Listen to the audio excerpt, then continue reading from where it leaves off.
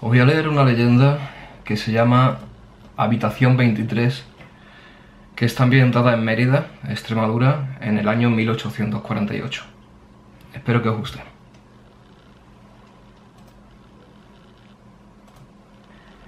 Una habitación rectangular, blanca como una nube, acolchada y absolutamente aséptica, salvo por los restos de piel propios de alguien encerrado y los ácaros que de ellos se alimentan. Así era el hogar indeseado del paciente de la habitación 23 en el Hospital de Jesús Nazareno de Mérida, aunque aquel lugar no era, en sentido estricto, un hospital. En la antigua capital de Lusitania, todos lo llamaban simplemente manicomio, o la casa de los locos. Llevaba 2 años recluido por su propia seguridad. Se le había diagnosticado un desorden de personalidad inespecífico, y los doctores consideraban que suponía un peligro para sí mismo. Por esta razón, Esteban Martínez, un hombre de 28 años cuyas macilentas ojeras ya deslucían su mirada salvaje, llevaba camisa de fuerza, un invento reciente. Cada 2 días lo sedaban para asearlo y cambiarle la ropa. Una enfermera robusta y cincuentona, de nombre Dorada, era la encargada de hacerlo, y también de alimentarlo y medicarlo. Asimismo, lo peinaba y le decía que era un hombre hermoso, un halago al que Esteban raramente sabía responder. Por otra parte, el primero de cada mes recibía la visita del doctor Arquímedes, el psiquiatra que valoraba su evolución. Y este día era, precisamente, 1 de febrero. ¿Cómo se encuentra Esteban? Bien, tengo ganas de hacer cosas. Me gustaría pasear por el campo, hablar con mi madre y almorzar con ella. También me he enterado de que mi amigo José Joaquín ha sido padre. Querría preguntarle cómo está, aunque tengo miedo de que me rechace por haber estado aquí dentro. Arquímedes realizó unas anotaciones y siguió con el cuestionario. ¿Ha sentido el impulso de hacerse daño? Esteban negó con la cabeza. En absoluto. Ya le he dicho que nunca tuve verdadera intención de hacerlo. Aquello que dije hace años fue una tontería. Nunca hablé realmente en serio, y ojalá lo entienda algún día. El doctor tachó 3 recuadros del formulario. Nos vemos el mes que viene. Pero, doctor Arquímedes, cuídese y deje que lo cuiden. Doctor. El tono lastimero de Esteban evidenció que no se encontraba bien y que se había esforzado por dar buena imagen al doctor. Sin embargo, había sido sincero en cada una de sus palabras. Otro mes aquí encerrado, pensó. Entonces, siendo presa de la ansiedad, se sentó en un rincón de su habitación y comenzó a balancearse con notable desesperación. ¿Cómo está, doctor?, preguntó Dorada. Arquímedes invitó a la enfermera a contemplar el estado de Esteban, que seguía meciéndose nerviosamente en el suelo acolchado. Sin cambios, contestó el doctor con voz circunspecta e inflexible. Sigue siendo inestable. Todavía no está listo. Cuando el doctor Arquímedes se perdió entre los pasillos del hospital, Dorada se acercó a Esteban y acarició su rostro tembloroso. El hombre lloró en el pecho de la enfermera y ella lo abrazó. «Ánimo», le susurró ella, «todo saldrá bien». El manicomio era grande y sombrío, con paredes de ladrillo desnudo y ventanas estrechas. En el interior del mismo, el aire estaba viciado y olía a hospital. Hasta los doctores apestaban, pues no era costumbre en aquella época lavarse las manos ni siquiera en los quirófanos, y ni mucho menos ataviarse con batas blancas, que evidenciaran todavía más la suciedad. Sin embargo, la habitación 23 estaba casi impoluta y Esteban era el único que no llevaba grilletes. Los pacientes jamás salían de sus celdas, donde estaban inmovilizados. Algunos proferían lamentos escalofriantes, otros sollozaban y agonizaban de forma sin fin. Muchos se agitaban para hacer resonar sus gruesas cadenas. También había uno que siempre reía a carcajadas y otro que repetía números sin parar. La mayoría estaban simplemente tumbados en el suelo, apagándose en silencio, y no era extraño que cada semana más de uno terminara en el cementerio. Esa misma noche, el paciente de la 23 sintió el deseo de que Dorada, que siempre lo trataba amablemente, comprendiera su situación y supiera por qué había terminado encerrado en aquel sitio. «Sabes, Dorada, perdí el control cuando me abandonó la mujer que amaba. No fui capaz de asimilarlo y quise llamar su atención. pero no solo resultó ineficaz, encima me metieron en este sitio. Dorada lo miró con interés. Debió ser duro para ti, y la querías mucho. Esteban recordó todas las noches en las que abrazaba a Nerea y sentía profunda paz. Sentía que no le faltaba nada, que todo estaba en su sitio, que podría vivir hasta su último día oliendo el perfume de ella y escuchando sus divagaciones y pequeñas anécdotas diarias. A la sazón, confesó lo siguiente. Sí la quería, pero siempre sentí que no era suficiente para ella. Era hermosa y tenía pretendientes ricos y poderosos, y yo solo era el aprendiz del zapatero. Sé curtir el cuero como pocos, pero no es un oficio que enriquezca. Por otra parte, siempre me afectaron demasiado los infortunios. Nerea apreciaba debilidad de mí y me decía que era un inútil. Sí, nada me dolía más que eso, que me llamara inútil. Nunca supo valorar el esfuerzo que hacía por ambos. Dorada entristeció. Hay mujeres malas, Esteban. Esto que te decía esa mujer que amabas no es verdad. Desde que te conozco, me pareces un hombre inteligente, fuerte y muy especial, y estoy segura de que cualquiera puede verlo. Simplemente eres bueno y tranquilo, y eso no les gusta a todas. No fue tu culpa. ¿De verdad lo piensas?, preguntó Esteban. Estoy convencida. Estas fueron las primeras palabras de aliento que Esteban recibió en 2 años. Le sentaron bien al alma. En el manicomio trataban con rudeza y condescendencia a los pacientes, a los que consideraban desechos humanos dignos de maltratar con aceptado despotismo y mala sangre. ¿Qué hiciste para que te internaran? Cuéntame. Esteban resopló con lástima y se enderezó para mirar a la ventana, a la que llegaba el brillo distante y cegador de una farola. Amenacé con cortarme el cuello si ella no volvía conmigo, y se enteró medio vecindario, y hasta mi madre. Pero no lo decía en serio, estaba fuera de mí. Sentía un dolor terrible. ¿No te pasaría algo parecido si te rompen el corazón y la persona que más ama te deja por un extraño?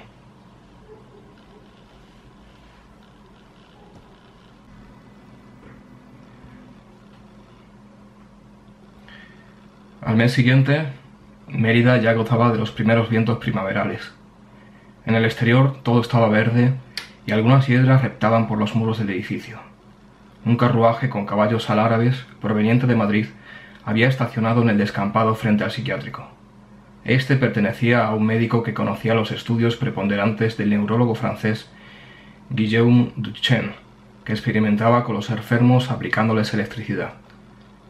Qué excéntrico, ¿verdad? A mí me parece maravilloso. Y estuvo conversando con el doctor Arquímedes en su despacho, y allí bromearon acerca de que Freud aconsejara el empleo de la cocaína para disminuir las afecciones mentales.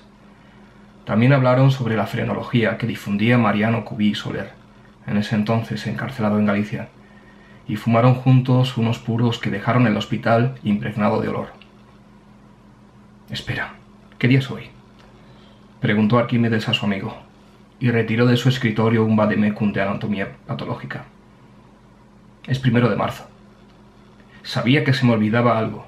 Si me disculpas, tan solo tardaré unos minutos. He de revisar al paciente de la 23, que tiene revisión. ¿Qué le ocurre? Inestabilidad emocional crónica. Es un histérico que intentó suicidarse. ¿Quieres acompañarme?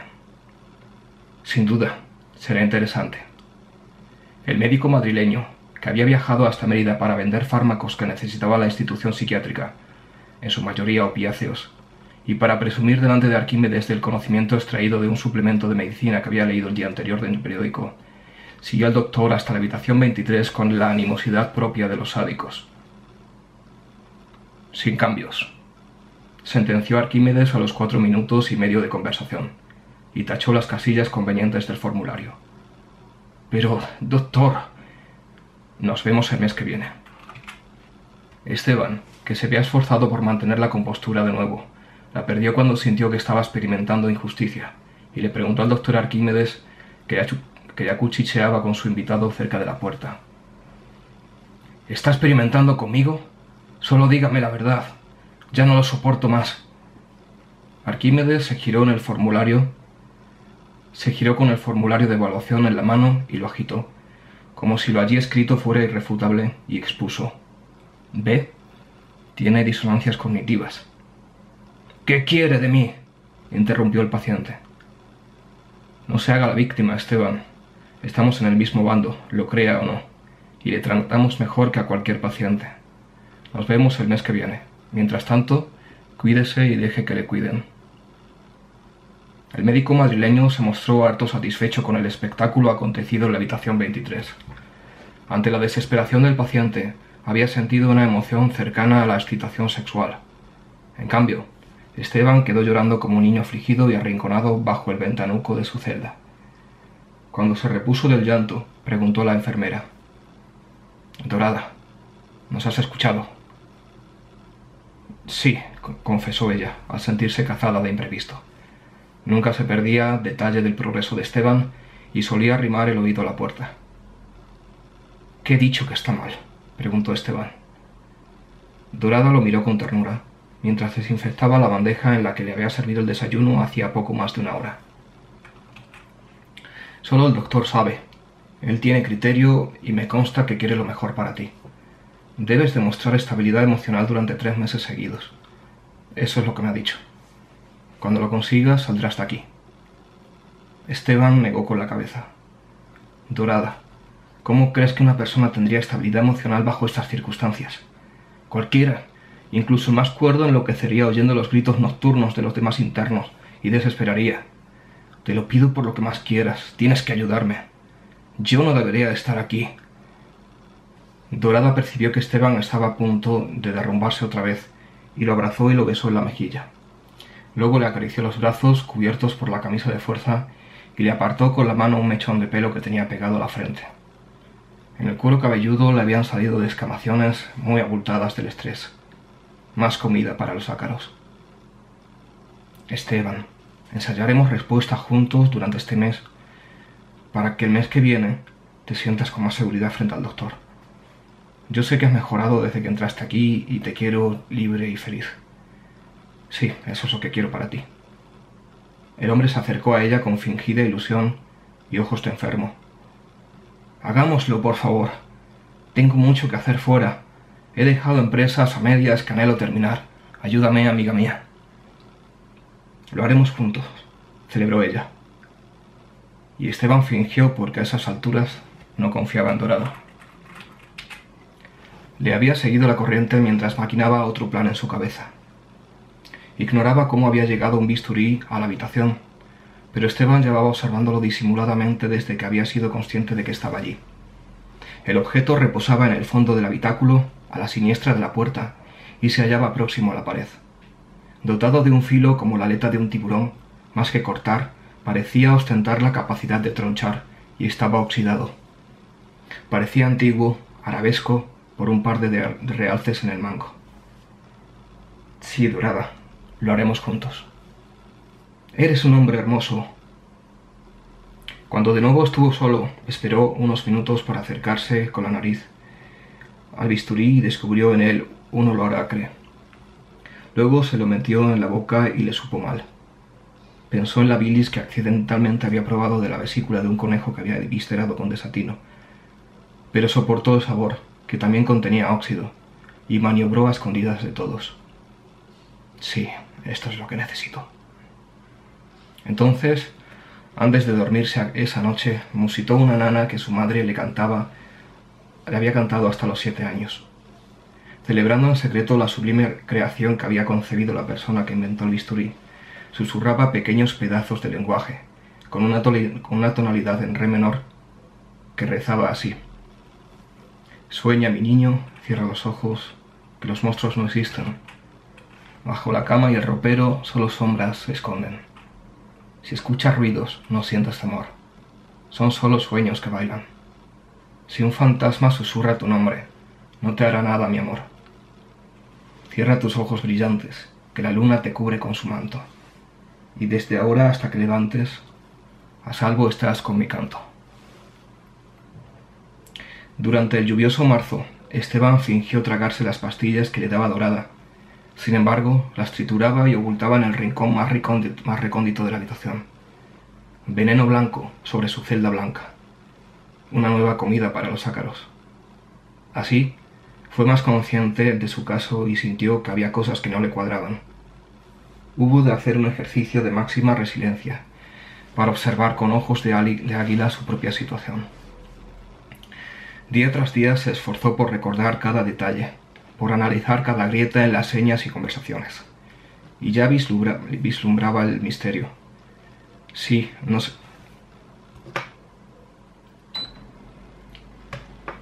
se fiaba de Dorada, ya lo sospechaba, y pudo despejar la incógnita conforme evadía la ingesta de medicación y los calmantes que la enfermera solía administrarle para asearlo cada 2 días. Resultaba difícil eludir esas pastillas que se le deshacían bajo la lengua.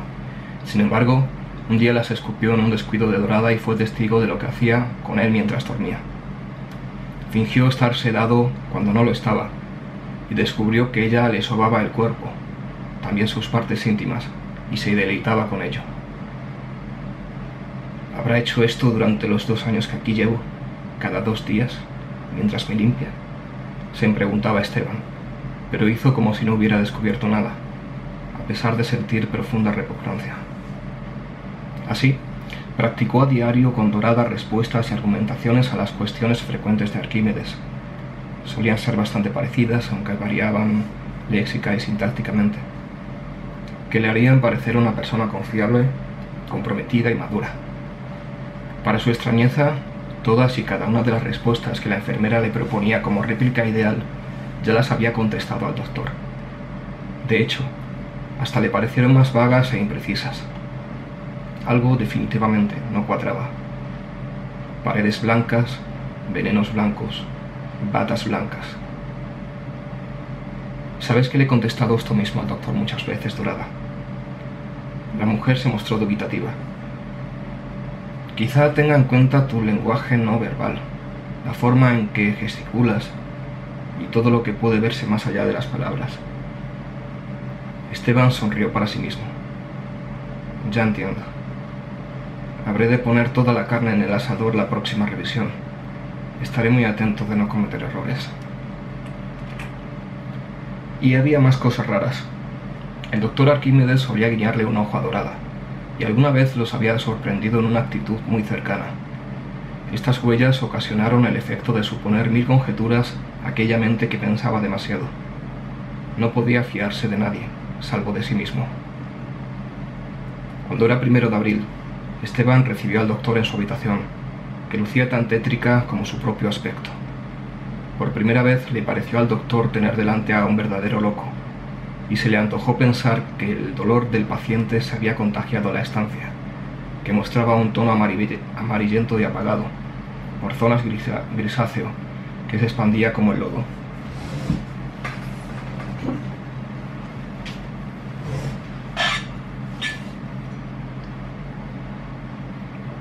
Es una alucinación, sin duda. Esta noche dormiré mejor, se decía a sí mismo Arquímedes, porque de un momento a otro la habitación le pareció tan impoluta como siempre. Esteban sonreía. No haber permanecido aturdido psíquicamente por las drogas que la enfermera le obligaba a tomar había provocado en él insomnio y delirios, pues tuvo tiempo para reflexionar. No obstante, esa mañana se sentía animado y muy seguro de cada palabra que decía. ¿Cómo está hoy, doctor? Sin cambios. Arquímedes arqueó las cejas. No le conviene hacerse el listo, Esteban. Soy yo quien administra este hospital y decide quién entra y quién sale. No lo olvide. Arquímedes se sentó frente a él, abrió su carpeta y extrajo de ella su formulario habitual. Entonces lo observó de arriba abajo. Le encuentro distinto hoy, dijo. ¿Usted cree? En fin, empecemos. Y agarró la pluma que tenía colgada en el bolsillo de la bata. ¿Ha sentido la tentación de hacerse daño a sí mismo? Sí, doctor, cada minuto. Arquímedes lo miró con desagrado. ¿Se considera usted una persona estable? No, no lo soy.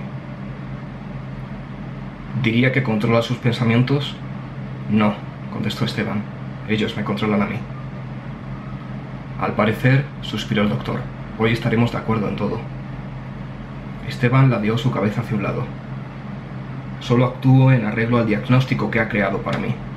En realidad estoy cuerdo y pronto seré libre. No tendré estudios, pero no soy tan idiota como todos pensáis, y usted también lo sabe, ¿verdad? Bueno, está claro que sigue reaccionando impulsivamente y sin control alguno. Sigue demostrando que no es buena materia. Da igual lo que le demuestre, su respuesta siempre será la misma. ¿Qué es lo que oculta, doctor Arquímedes? Ya le tengo calado. El psiquiatra cerró su carpeta. ¿No se da cuenta, Esteban? Con sus reacciones no hace más que confirmar la razón por la que está aquí. Sigue siendo emocionalmente inestable. No es seguro para usted ni para los demás. Cuando progrese de forma sólida y responda bien a mis preguntas, entonces podrá... Esteban lo miró con arrebato. No. Usted quiere que responda correctamente a su paladar, que cambia cada día, no a sus preguntas. Se está equivocando conmigo y ya no sé qué hay más decirle, doctor, pero quiero que me saque de aquí y que me deje tranquilo. Ya son 2 años de vida los que he perdido en esta habitación y de nada me he curado, pues nunca tuve algo de lo que sanar. Quien ha destrozado mi cordura es usted, y estoy seguro de que algún día tendrá el castigo que se merece. Arquímedes arqueó una ceja y después explicó con la tranquilidad de quien ha conseguido exactamente la reacción que esperaba. ¿Ve? Me acaba de amenazar de forma indirecta y la violencia no es la solución a nada. Sus palabras son las de un demente, Esteban. Mientras así hable, aquí seguirá. Y seguiremos trabajando para que se convierta en un buen hombre, maduro y estable, doquiera que esté. Cuando se calme, quiero que se disculpe por su actitud. Sigue sin estar a la altura. Es usted un inútil. Una sonrisa apareció en la cara del doctor. Entonces, Esteban se deshizo de la camisa de fuerza, que había desgarrado pacientemente durante largos días, con ese bisturí que había hallado, y huyó hacia la puerta. Arquímedes, tan furioso como atónito, se abalanzó sobre él para intentar contenerlo. ¡Quieto, maldito loco! ¡No! ¡No me estaré quieto! ¡Lo va a estropear todo! Sin embargo, el paciente llevaba semanas ejercitando en secreto los atrofiados músculos de su cuerpo para que, cuando llegara el momento, tuviera aguante, y así fue. Esteban mostró una energía sobrehumana, como la de una madre que intenta salvar a su hijo de un peso enorme que lo aplasta. ¡Déjeme salir! ¡Estése quieto, maldita sea! La carpeta de los formularios cayó al suelo. ¡Suélteme!, vociferó Esteban. Me ha tenido encerrado a sabiendas de que estoy cuerdo, tan solo por sus caprichos de desalmado. El escándalo de la habitación 23 se hizo eco en el edificio y una mezcla de voces y chasquidos metálicos, proveniente de otros dementes que agitaban sus grilletes, jaleaban a Esteban, que libraba un pulso de destreza con el doctor. A los 2 minutos de forcejeo, el paciente se liberó y salió de su celda para recorrer el pasillo que lo separaba de la salida del manicomio. Entre la adrenalina y el tiempo que hacía que no veía aquel pasillo, sentía que soñaba, pero no. Estaba escapando realmente de la mansión del dolor. Los músculos de las piernas no le respondían bien por no haberlos ejercitado suficientemente. Sin embargo, siguió corriendo y salió al exterior.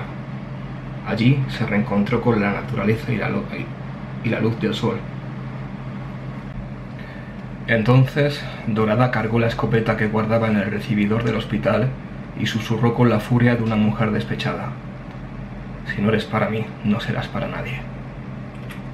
Dorada le disparó por la espalda y Esteban se desplomó sobre el terreno salpicado de brotes de hierba que había frente al psiquiátrico.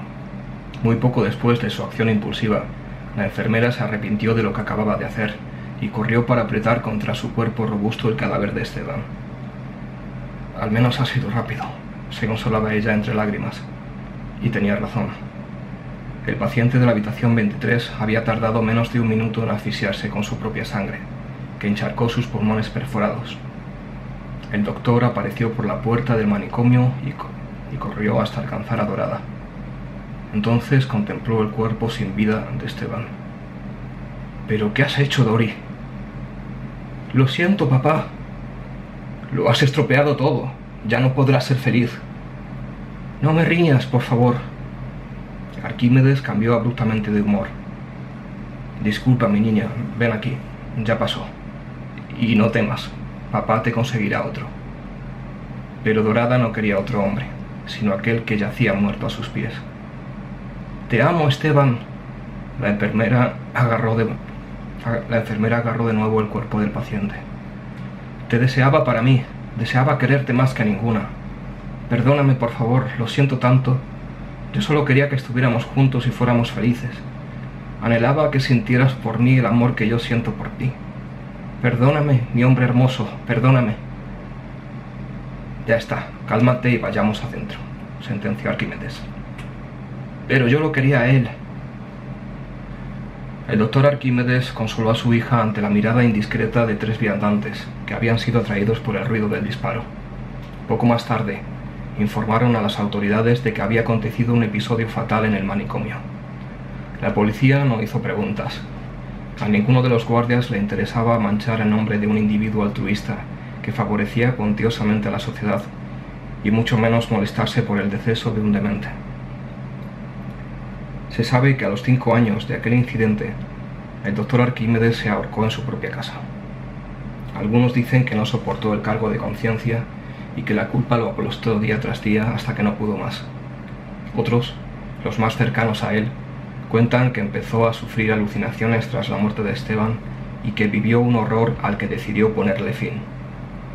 En cuanto a su hija, la enfermera de nombre Dorada, a pesar de evadir el juicio que la condenaría a calabozo por secuestro, estaba enamorada de Esteban desde hacía años y pagó una importante suma de dinero a Nerea para que lo abandonase y lo convenciera de visitar el hospital psiquiátrico, donde su padre, Arquímedes, lo retendría hasta que se enamorara de ella.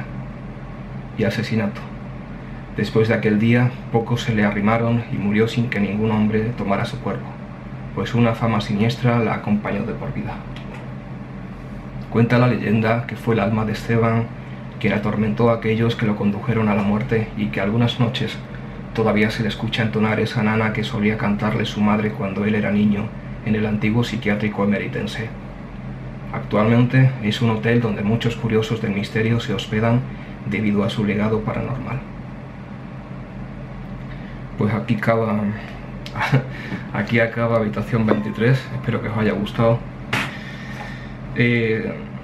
Subí este vídeo que lo he tenido que cortar en 2 partes porque esta cámara graba o 30 minutos seguidos o bien hasta que el archivo llega a 4 gigas. Entonces ocurrió primero lo que llegó a 4 gigas. Pero pues sí, voy a tener que cortar este trocito, pero que nada, espero que os haya gustado. Si os ha gustado, por favor apoyadme, decídmelo en comentarios y deciros que esta leyenda está incluida en este libro. Lo podéis conseguir en Amazon si vivís en España y lo queréis dedicado, firmado, me escribís por Instagram. Pues nada, un saludo y buenas noches.